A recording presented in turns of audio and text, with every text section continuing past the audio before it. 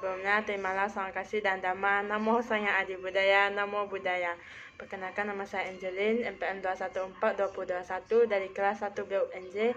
Di video kali ini saya akan sharing riwayat hidup Sang Buddha bersama mama saya. Lalu, mari kita mulai.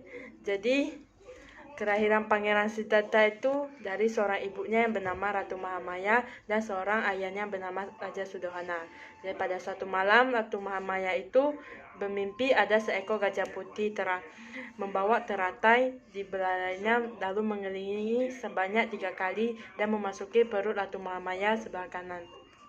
Nah, kemudian Ratu Mahamaya itu hamil dan lahirnya Pangeran Siddhartha di Taman Lumbini pada tahun 623 sebelum Masehi. Lalu Pangeran Siddhartha melangkah sebanyak 7 langkah di atas bunga teratai dan mengatakan, "Akulah pemimpin dalam dunia ini, akulah tetua dalam dunia ini, aku teragung dalam dunia ini. Lalu inilah kelahiran yang terakhir, tidak akan ada tumimba lahir lagi bagiku." Lalu 5 hari setelah Pangeran Siddhartha lahir, ia diberi nama Siddhartha yang artinya tercapailah segala cita-citanya, dan dengan nama keluarga Gotama.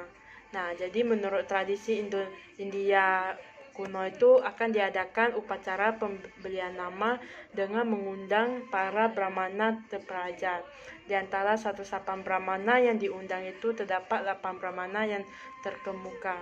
Lalu 7 diantaranya mereka akan melamar bahwa Pangeran Siddhartha ini akan menjadi Raja Dunia, dan salah satu kondana yaitu petapa yang paling muda itu menyatakan bahwa Pangeran Siddhartha akan menjadi seorang Buddha. Nah, jadi Raja Suddhana ini melarang Pangeran Siddhartha untuk keluar istana karena takut beliau melihat 4 kejadian itu dan menjadi seorang petapa. Nah, jadi pada suatu hari itu Pangeran Siddhartha izin untuk keluar berjalan di luar istana, dan beliau melihat 4 kejadian itu. Yang pertama itu ada orang sakit, lalu orang mati, orang tua, dan petapa. Siddhartha itu ingin mencari jalan keluar dari penderitaan ini dan menjalani hidup sebagai petapa.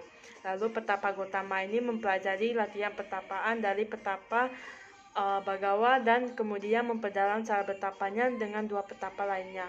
Nah, namun setelah mempelajari cara bertapa dari kedua gurunya tersebut, tetapi tetap belum ditemukan jawaban yang diinginkannya, sehingga saudara petapa Gotama bahwa dengan cara begitu seperti itu tidak akan mencapai penanggalan sempurna. Maka ia meninggalkan kedua gurunya dan pergi ke hutan Gaya untuk bertapa atau bermeditasi di bawah pohon Bodhi. Petapa Gotama ini mencapai penanggalan sempurna dan menjadi seorang Buddha tepat pada bulan Purnama Raya di bulan Waisak ketika ia berusia 35 tahun di bawah pohon Bodhi. Ada 5 petapa pertama yang menjadi murid dari Sang Buddha, yaitu ada Kondana, Wapa, Badiya, Mahanama, dan Asaji. Dan mereka menegakkan khotbah pertama Sang Buddha, yaitu Dhammacakkappavattana Sutta, itu berisi tentang 4 kebenaran mulia. Kemudian Buddha Gotama ini berkelana menyebarkan Dhamma selama 45 tahun kepada umat manusia dengan penuh cinta kasih dan kasih sayang. Nah, jadi pada usia 40 tahun ia menyadari bahwa 3 bulan lagi ia akan parinibbana. Nah, jadi Sang Buddha dalam keadaan sakit terbaring di antara 2 pohon sala di Kusinarang dan memberikan khotbah Dhamma terakhir kepada murid-muridnya lalu parinibbana. Ini ada tanggapan dari orang tua saya. Walas asing Sang Buddha sangat besar dan luas, demi mencari jalan keluar penderitaan untuk semua makhluk hidup.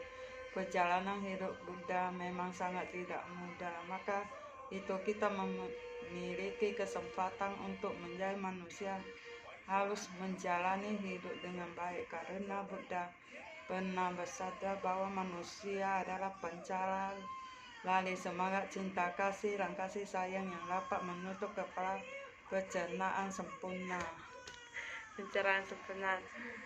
Sekian dari video saya. Semoga bermanfaat bagi kita semua. Akhir kata, terima kasih dan dhamma. Namo Sang Adi Budaya, Namo Buddhaya.